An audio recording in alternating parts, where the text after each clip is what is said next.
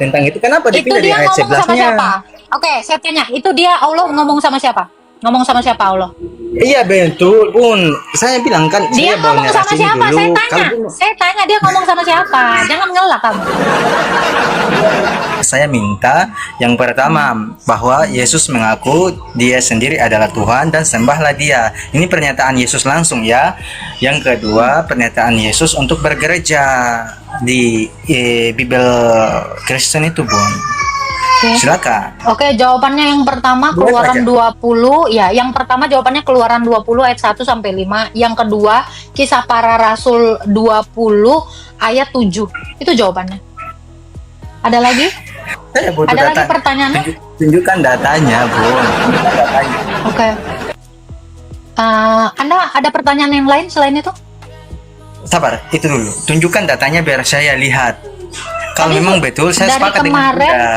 Dari kemarin saya sudah tunjukkan, tapi kan Anda menolak. Begini aja, Dari Pak. kemarin itu memang betul, tapi Nah, jawabannya itu enggak menyentuh itu, Bu. Oke. Menyentuh. Kira-kira jawaban yang menyentuh kayak gimana? Coba ajarin saya jawaban yang menyentuh. Seperti gini loh, seperti Tuhan Yesus. Dia mengatakan kepada murid-muridnya, aku ini adalah Tuhan, ini gini loh Bun ya, aku ini adalah Tuhan dan sembahlah aku. Langsung pernyataan dari mulut Yesus. Oke. Ini ya, saya wakili Tuhan Yesus ya. Akulah Tuhan, sembahlah aku. Ayo, sembah Anda. Ayo, sembah saya. Akulah Tuhan, sembahlah aku. Kenapa Anda nggak mau menyembah saya? Gimana? Kenapa Anda tidak bukan mau menyembah saya? Yesus. Oke. Anda bukan Yesus, yang saya Oke. tanya ini Yesus. Allah Anda pernah nggak mengatakan gitu? Akulah Tuhan, sembahlah aku. Oke, sabar, Allah, kamu Anda tunggu. pernah nggak? Saya bantai. Anda buka ya ada. Sebentar, jangan turunkan saya. Silakan. Anda buka di Silakan. surat Taha. Iya, sudah. Sebentar. Di surat Taha ayat yang ke-14. Buka situ. Itu perkataan Sebentar, Allah saya sama Musa. Itu perkataan Allah kepada Musa. Iya, sebentar. Ini kan perkataan Allah. Anda kan bertanya tentang perkataan Allah. Perkataan Allah langsung ke Muhammad lah. Masa sama Musa? Kapan hari Allah ketemu Oke, dengan sebentar Musa? saya buka. Iya, sebentar. Silakan. Nanti aja ya, Bun ya, kita santai. Ya, santai. Oke, Santai. santai. Tap-tap ya, Kalau teman-teman, kamu nggak ya. percaya itu santai. Oke, bantu tap-tap. Itu ada perlu itu.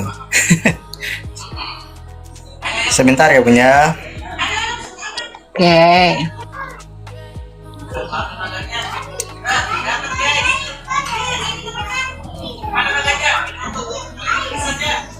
Saya buka di surat Taha dulu, biar Bun mengerti ya. Silakan. Saya open cam data saya aja ya. Boleh. Saya tunjukkan dulu. Ini kan seperti gini nih, ayatnya bunyi seperti gini. Adakah pengakuan Yesus di Alkitab kalian itu seperti ini? Sebentar.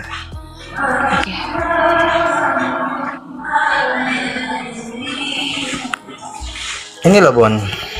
Apa itu? Bun bisa baca Arabnya? Bun bisa baca Kalau Arabnya? kalau kamu bisa bacalah. Kamu aja nggak bisa baca Oke, Arab. dengarkan ya Bun ya. Iya. Toha ayat berapa? Toha ayat berapa? 14, dengarkan dulu. 14. Dengarkan dulu saya bernarasi. Dengarkan dulu. Dengarkan dulu. Bisa didengar, Bun? Silakan. Bun, bisa didengar? Oke, Silakan. saya baca Kamu ini ya. yang tulis. Oh, iya. Iya. Original teks ini. Oke. Santai ya. Oke. Innani anallahu la ilaha illa ana fa'buduni wa aqimis salata li zikri.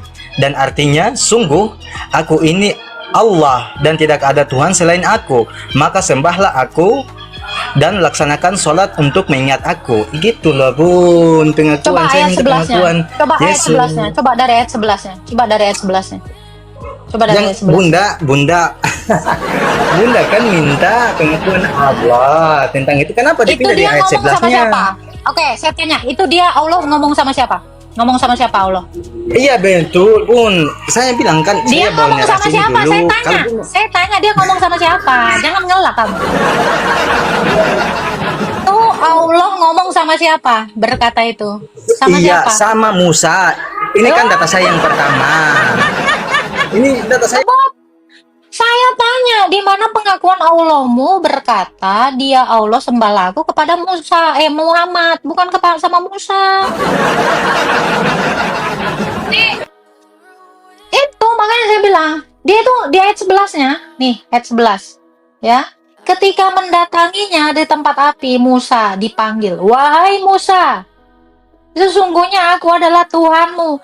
Itu ngomongnya sama Musa, saya nanya sama Muhammad, coy. Tuh, gitu loh. Jadi jangan menarasikan sesuatu ya yang tidak kamu ketahui.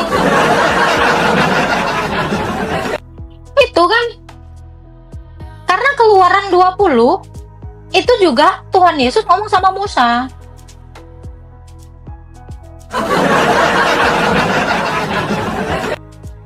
Itu udah. Ya, jadi kebodohanmu di sini udah kelihatan kan? Kamu tidak menguasai kitab sucimu. Kalau saya menguasai kitab suci saya. Ya toh?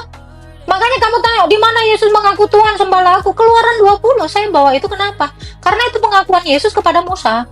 Sama.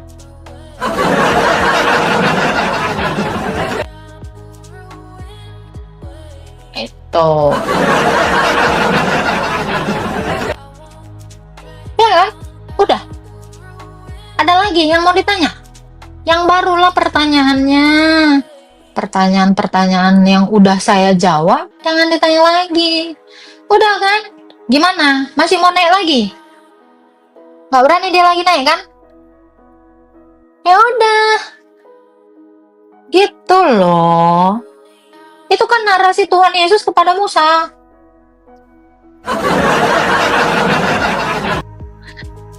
Oke, halo Ajmi. Halo. Halo. Ya, halo Pak. Halo. Silakan Pak, ada yang mau ditanyakan. Oh iya. Ini nggak buka kamera nggak apa-apa ya? Belum bisa soalnya. Oke, silakan Pak. Manggilnya apa nih Mbak? Apa ini? Silakan panggil aja sesuai nama. Agatha ya. Ya Pak. Agatha ini Katolik atau Kristen? Saya Kristen Ortodoks Pak. Ortodoks ya. Iya Pak. Itu bedanya apa sih? Katolik, Protestan, Ortodoks? Beda yuridiksi aja Pak, beda tempat aja, beda wilayah, gitu, beda baju, beda apa lagi ya, beda muka, nah itu. Gitu, kurang lebih itu gitu. Oh iya. Kalau peribadatannya gimana? Peribadatannya juga sama Pak, satu, yaitu Ekaristi atau perjamuan kudus. Itu lebih ibadahnya orang Kristen Pak.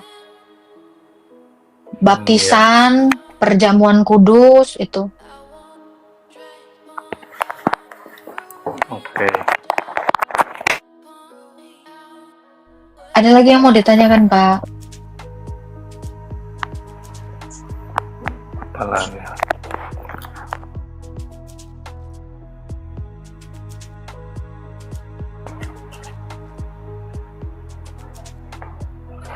Kalau saya lihat di mana Bible itu kata Tuhan itu merujuknya enggak, kalau Tuhan gini aja deh, apa bedanya dalam keimanan Agatha, Tuhan itu siapa, Allah itu siapa, Bapa itu siapa? Oke, Allah itu hakikat, Bapa itu sebutan dari hakikat Allah itu, Tuhan itu gelarnya. Tuhan itu gelar ya. Iya, Tuhan itu Saya sempat gelar.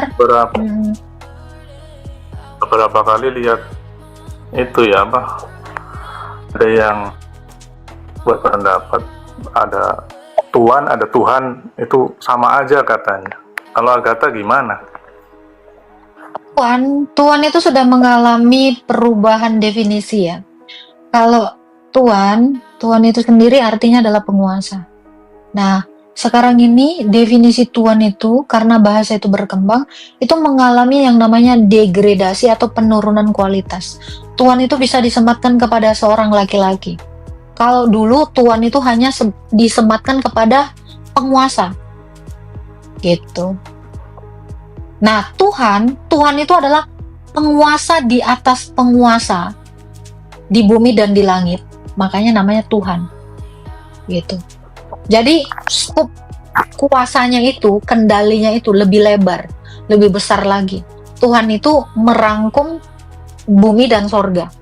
Tetapi kalau Tuhan yang lain itu hanya di beberapa tempat saja. Begitu. Ini ya, Tuhan itu belum tentu Tuhan, tapi Tuhan sudah pasti Tuhan gitu atau gimana? Ya, bisa.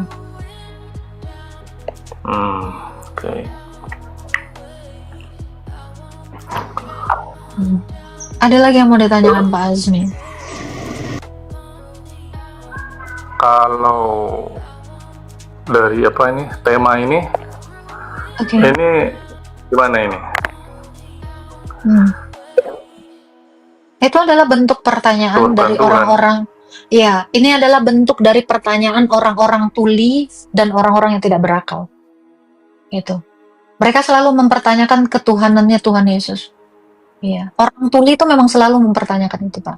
Padahal dia juga sudah mendengar bahwa Yesus itu Tuhan.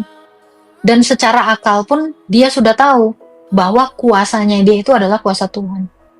Gitu. Jadi saya mewakili pertanyaan orang-orang tuli. Gitu. Kuasanya Yesus, kuasanya Tuhan. Maksudnya kuasa yang apa nih? Apa? Maksudnya kuasa yang apa? Soalnya Ya, kan kuasa Yesus itu di bumi dan di sorga, bahkan di dunia orang mati. Yesus itu berkuasa atas segala-galanya. Gitu. Ya, ketika dia membangkitkan orang mati, ketika dia juga bangkit dari antara orang mati, itu menunjukkan kuasa Tuhan. Itu menunjukkan kuasanya itu tidak bisa dimiliki oleh penguasa-penguasa lain. Contoh Fir'aun. Fir'aun itu tidak bisa bangkit sendiri. Bahkan Tuhannya Amon-Ra pun tidak sanggup membangkitkan dia. Gitu. Jadi dia membuktikan bahwa kuasanya itu nyata, bukan hanya omon-omon. Gitu. maksudnya kuasa bangkit dari kematian itu ya. Iya, dia sendiri tidak bisa bangkit dari antara orang mati kan, Fir'aun itu. Dia mengaku dirinya Tuhan. Tetapi dia sendiri tidak mampu membangkitkan dirinya yang mati. Termasuk si Sai Baba ini. Dia ngaku-ngaku membangkitkan orang mati, tahu-tahu dia mati. Itulah kayak Yesus mati juga kan. Itu, sabar, jangan nyela dulu. Ini memang nggak ada adabnya. Ya, mempertaruhkan dirinya selalu. Ada adabmu gitu.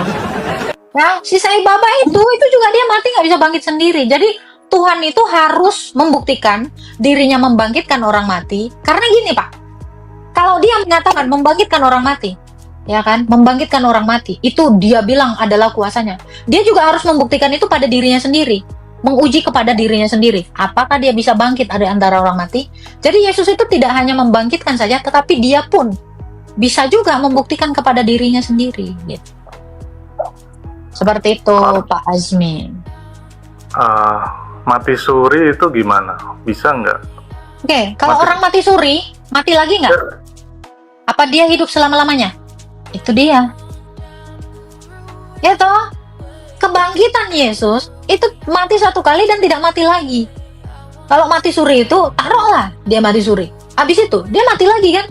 Dia tidak hidup kekal, dia tidak hidup selama-lamanya. Ini yang tidak bisa dilakukan oleh Tuhan-Tuhan berhala. Ini cuma Tuhan omon-omon gitu. Gitu. Ya.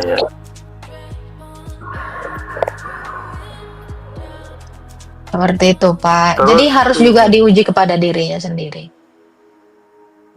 Apa lagi, Pak? Kan ada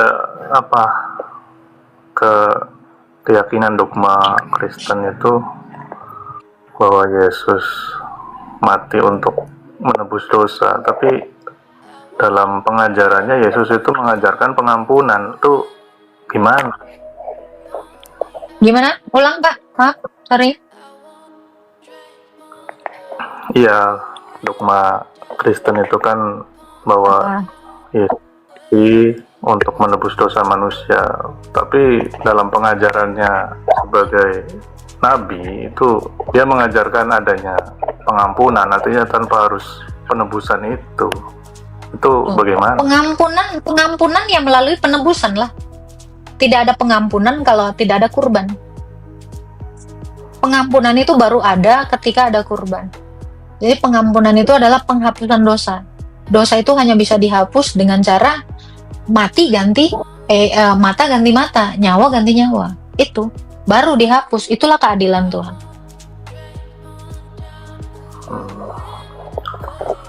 Tapi ada itu di Bible itu Apa tuh? bahwa dosa seorang anak tidak bisa digantikan dengan digantikan oleh ayahnya, kan ada itu ya. Betul lah. Makanya nggak bisa. Maksud saya harusnya manusia itu menanggung dosanya masing-masing begitu. Oh, kalau manusia menanggung dosanya masing-masing, bagaimana dia selamat? Apa fungsi Tuhan? Ya kan? Kalau manusia itu berdosa, terus dia nanggung sendiri, berarti nggak ada yang masuk surga. Terus apa gunanya Tuhan? Ocang-ocang kaki. Kalau kita toh menanggung dosa kita sendiri, gitu loh. Gitu, Pak. Logikanya kan seperti itu. Ya itu kembali ke ini ya, keyakinan masing-masing ya. Bukan secara logika sih sebenarnya, Pak. Fungsi Tuhan itu ya, kalau dia kuasa ya sama seperti kita, menurut hemat kita pun yang berkuasa itu harusnya melindungi yang lemah kan.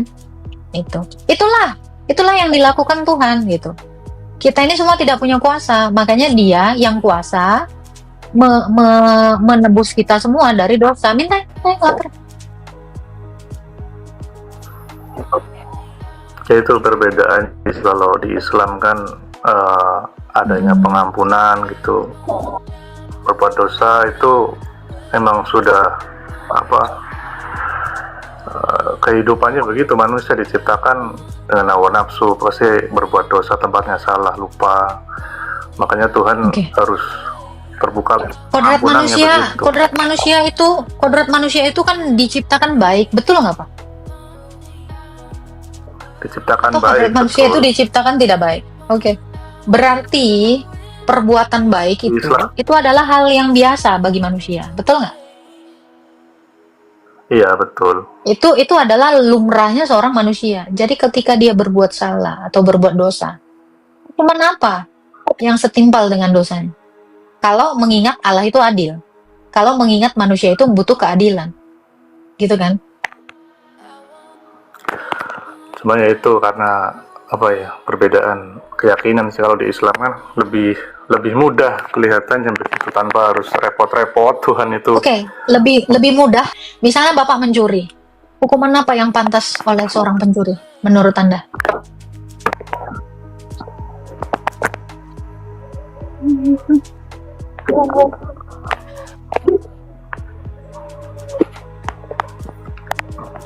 Oke, misalnya ada seseorang membunbun gitu kan.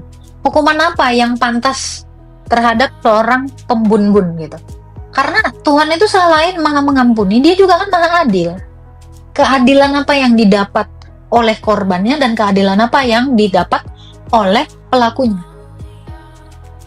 Iya, di Islam juga ada itu namanya hukum kisos atau ya semacam itu. Tadi saya poin kan mengenai penebusan dosa yang tadi itu. Nggak ada dosa ditebus, Pak. Dosa itu bukan ditebus, Pak. Dosa itu diampuni, dihapus. Mengerti tidak definisi ditebus?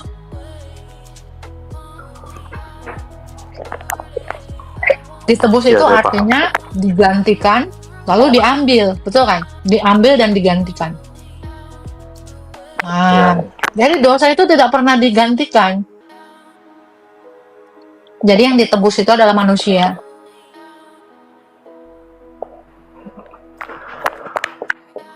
literasinya juga yang mau saya tanyakan, katanya penebusan dosa, tapi dalam yang saya baca itu Yesus itu dia apa ya, difitnah, lebih ke difitnah oleh orang imam-imam Yahudi kan, seperti itu ya, sampai dia itu harus disalib begitu. Enggak. Artinya Yesus itu bukan difitnah. penebusan. Yesus itu tidak pernah difitnah.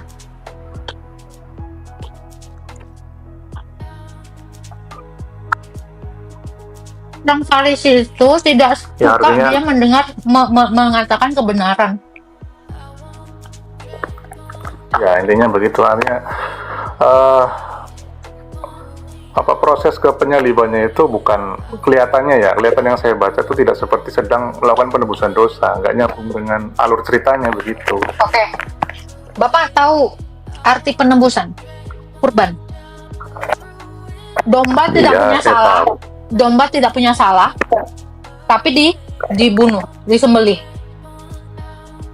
Itu konsep kurban itu gitu. Manusia berdosa, ya. Dosanya ditimpakan kepada yang tidak bersalah, lalu disembelih. Yesus tidak bersalah, tetapi dosa kitalah semua yang ditanggung sehingga dia dibun-bun. Gimana Anda tidak melihat? Bagaimana Anda tidak melihat pengorbanan di situ? Saya justru jelas-jelas melihat pengorbanan di situ. Dia yang tidak punya dosa, tetapi dibuat menjadi dosa. Oke, berarti Penyaliban di dalam kitab Taurat Musa di Ulangan 21 ini kan sudah dinubuatkan kepada Musa. Musa ini sudah menuliskan tentang Yesus. Kalau ada orang bersalah, dia harus digantung pada sebuah tiang alias disalib. Dia nggak berdosa, saya berdosa, tapi dia yang digantung. Sama seperti domba. Domba nggak ada salahnya. Domba mana ada dia buat dosa. Tetapi dia disembelih. Itu sama korelasinya. Sama maknanya, bahwa yang tidak bersalah dikorbankan. Karena yang berkorban itu harus yang tidak punya dosa. Kalau pendosa dikorbankan untuk pendosa, lah dia aja ada dosanya. Bagaimana? Ya, kan? Orang berdosa, ibarat kata orang punya hutang, membayar hutang, itu tidak bisa terjadi. Sementara dia punya hutang, tapi dia sok-sokan membayar hutang orang lain. Kan seperti itu. Dosa itu adalah hutang. Oke. Kemudian ini, seandainya memang misinya untuk penebusan dosa, lantas Bukan penebusan mengapa- dosa, Pak. Bukan penebusan dosa. Penghapus dosa. Menebus manusia dari dosa. Ini Oke, kata paham. yang salah. Oke lah, terserah. Maksud saya begini, ketika penyaliban itu diartikan demikian, lantas mengapa ketika Yesus ingin ditangkap, dia memohon dilepaskan dari cawan itu, ya kan? Di Bukit Getsemani kan Yesus minta dilepaskan, dibebaskan dari itu. Artinya dia takut Ingat di akan itu. di akhir doanya kan, Bapa, andai cawan ini lalu daripadaku, tetapi biarlah kehendakmu yang jadi. Nah, di dalam kemanusiaannya dia seturut. Di dalam Ibrani 2 ayat 14 dikatakan, dia itu menjadi sama seperti kita. Makanya kenapa dia harus dilahirkan? Tidak langsung menjelma jadi manusia aja. Karena dia juga mau menerima kodrat dari kemanusiaan itu. Yaitu apa? Takut menghadapi kematian. Itu. Ya, karena anak-anak itu dari darah dan daging, maka ia juga mendapatkan keadaan yang sama dengan anak-anak dari darah dan daging itu. Supaya melalui kematiannya, dia memusnahkan yaitu iblis yang berkuasa atas maut. Sebab orang-orang itu takut pada kematian. Makanya kenapa dia harus dilahirkan? Karena dia kalau menjelma langsung jadi manusia, dia udah pernah. Kepada Abraham, dia sudah langsung menjelma kepadanya. Ya, menampakkan diri dalam rupa manusia. Tapi dia tidak merasakan kodratnya manusia. Makanya Yesus itu sengaja dia mengambil kodrat manusia, dilahirkan, supaya dia benar-benar menerima kodrat yang dari manusia itu sepenuhnya. Itu. Jadi ketika di Taman Getsemani, wajar dia melakukan itu. Sebab imam besar yang kita punya bukanlah imam besar yang tidak turut melaksanakan kelemahan-kelemahan kita, sebaliknya dicobai namun tidak berbuat dosa. Jelas ayatnya. Berarti Seperti itu, karena Pak. jadi mana? Jadi takut Karena gitu. dia sudah mengambil kodrat manusia, ya kodrat manusia itu dia juga dapat bagian itu. Nih, saya kasih ayatnya. Ibrani 2 ayat 14 sampai 15.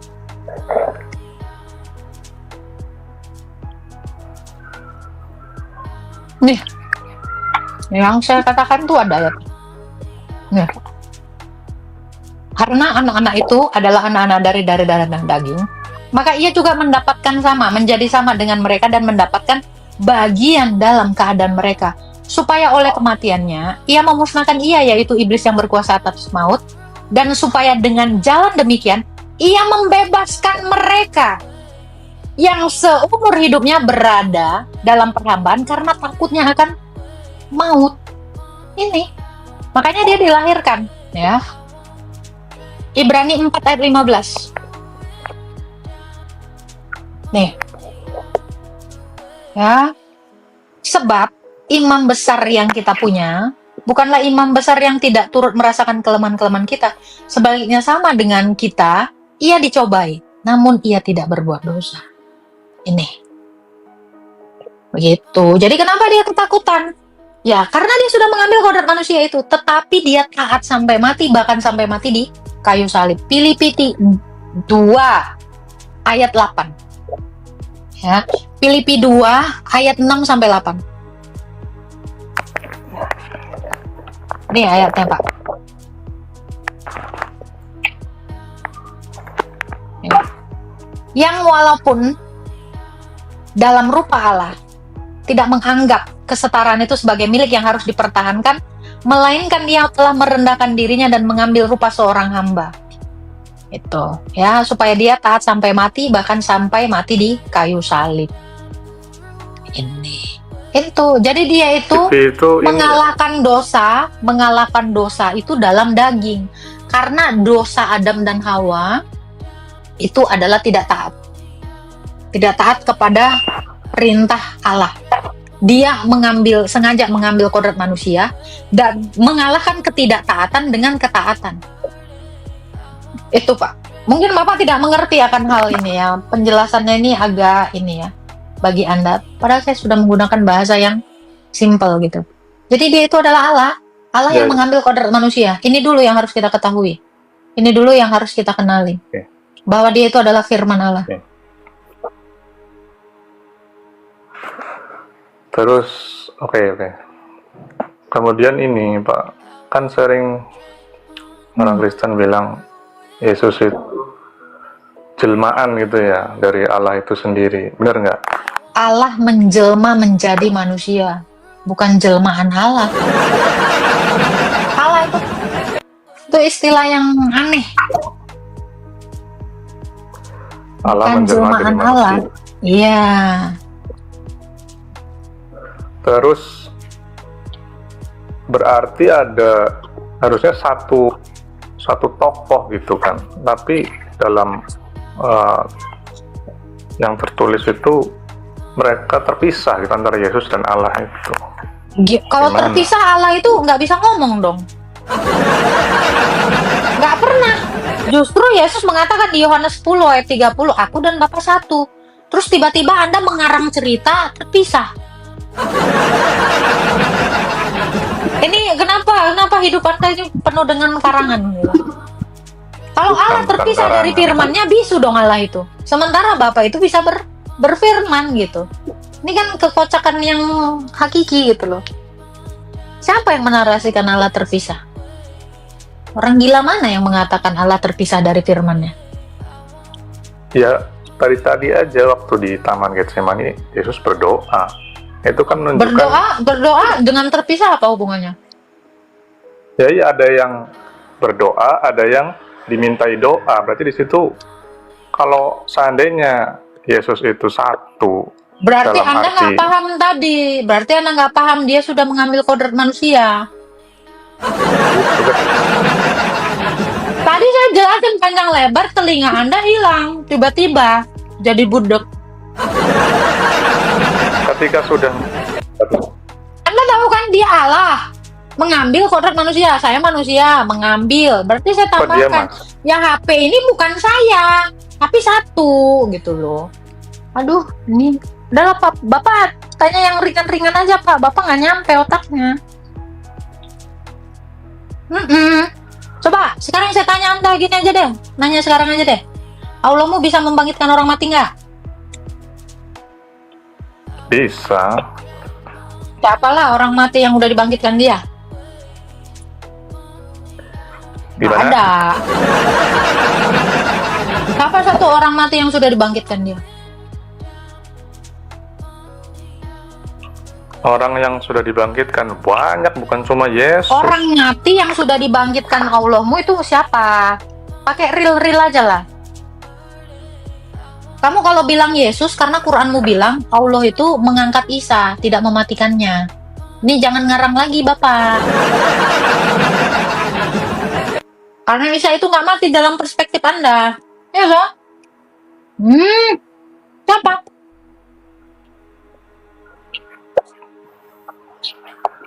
Nggak ada ya? Nggak ada ya?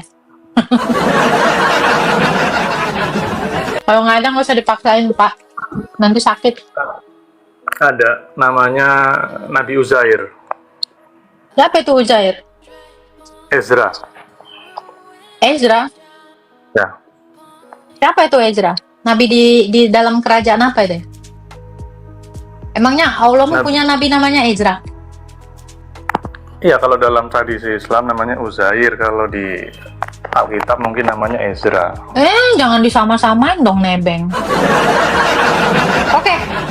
Ezra kata kamu pernah mati. Kayak gimana kisah hidupnya? Kok bisa dia dimatikan terus dihidupkan? Coba Ezra yang diinin. Coba. Saya penasaran juga nih. Soalnya di dalam kitab kami, kitabnya Yahudi juga, Ezra itu nggak pernah dibangkitkan. Coba tunjukkan dulu Ezra. ayatnya Pak di Quran. Di Uzair itu dibangkitkan. Di Quran dulu, di Quran, Oke. di Quran. Oke, sebentar ya. Oke. Oh my god.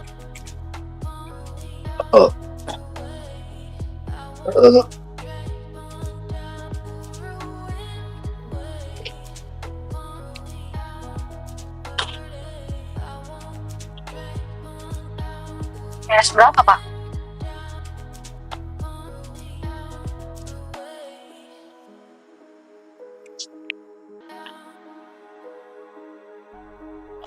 Bang Kamboja, jaga aja lu Bang Kamboja.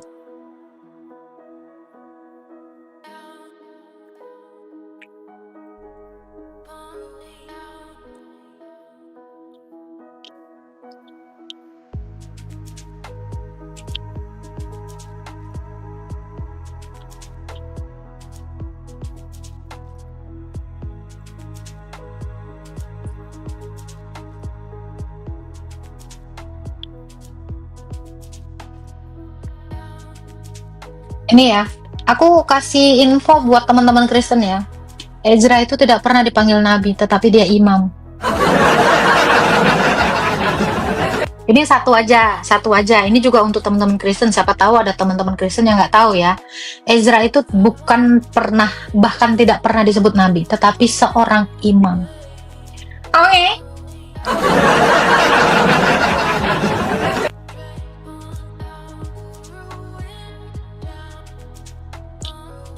Imam apa? Aduh, ini orang yang nggak tahu Taurat ini nanya lagi. Imam itu adalah orang yang bertugas di Bait Allah, ya, yang menyerahkan kurban.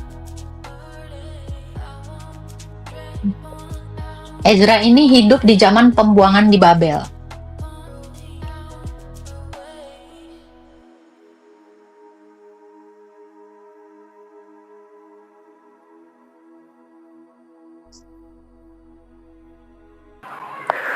Suratnya surat Al-Baqarah ayat 259. Al-Baqarah ayat Al-Baqarah ayat 259. 259. Oke. Atau seperti orang yang melewati suatu negeri, telah roboh menutupi atap-atapnya. Dia berkata, bagaimana Allah menghidupkan kembali negeri yang sudah hancur ini? Lalu Allah mematikannya selama 100 tahun, kemudian membangkitnya kembali. Dia Allah bertanya, berapa lama engkau tinggal di sini? Dia menjawab, aku tinggal sehari atau setengah hari. Allah berfirman, sesungguhnya engkau tinggal selama 100 tahun. Lihatlah makananmu dan minumanmu yang belum berubah. Lihatlah keledaimu. Kami akan menjadikanmu suatu tanda bagi manusia. Lihat tulang belulang keledai itu, bagaimana kami menyusunnya kembali. Kemudian kami membalutnya dengan daging. Maka ketika telah nyata baginya, dia pun berkata, aku mengetahui bahwa Allah Maha Kuasa. Di mana Ezranya, Bang? Hah? Di mana Uzairnya di sini mana? Ezra. Siapa ini? Uzair ini siapa ini? Nggak ada di sini. Tafsiran. Hah? Tafsir. Soalnya tidak disebutkan namanya di situ, cuma kalau dikaitkan. Allahmu menurunkan kitab tafsir. Kan tidak semua yang dikisahkan harus dijelaskan namanya. Yang Terus diambil, bagaimana kamu mengenal? Sebentar. Lalu menyebutkan bagaimana kamu mengenalnya? Bagaimana kamu mengenal Begini, nama Agatha. Uzair sementara tidak ada nama Uzair?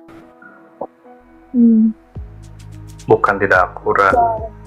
Kenapa di situ tidak disebutkan nama? Karena poin yang ingin disampaikan Bahkan di dalam dalam Al-Quran itu tafsirnya tentang pun, kekuasaan. oke, ini saya lihat ya. Ini saya baca tafsirnya ya, tafsir Wajiz. Ini juga tidak menuliskan namanya Ezra.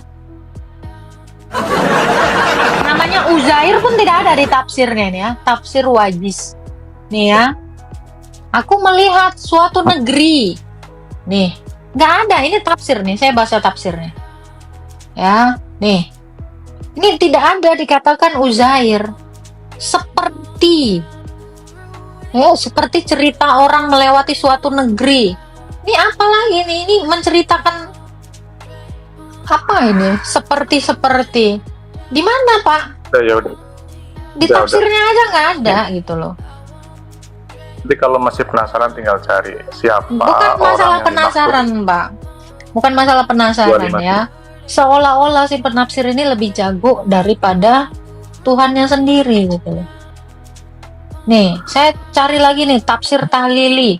Nggak ada juga Uzair ya. Kalian ini gimana ya saya bilang ya? Menarasikan sesuatu tapi kayak teka-teki, orangnya, informasinya nggak ada. Seriusan, Ya, ini itu kan. dua tafsirnya saya lihat nggak ada nama Uzair di sini. Oke, satu hal lagi yang saya kasih tahu ya. Oke, satu hal lagi ya yang saya kasih tahu ya Pak. Ezra di dalam kitab kami itu seorang imam, bukan nabi Pak. Saya kasih. Saya kasih tahu Anda. Ezra dalam iman kami dan iman Yahudi, ya, itu seorang imam, bukan nabi. Ini pun salah lagi, makanya saya bilang, nih banyak anehnya gitu loh. Di sini juga nggak Bukan ada narasi aneh, dia mati, bangkit lagi. Imam dengan nabi itu beda. Tugas imam itu hanya di bait Allah. Nabi itu tidak di bait Allah, gitu. Nabi itu menubuatkan sesuatu. Nah, nabi itu selalu bekerja bersama dengan imam. Ini selalu barengan. Nah, ini yang kalian itu tidak tahu. Bahkan Bapak nggak tahu. Zakaria itu seorang imam, bukan nabi. Harun itu imam, yang nabi itu Musa. Ini makanya saya bilang, ini banyak nggak taunya sayang. Ya, membedakan mana imam mana nabi aja sulit. Itulah.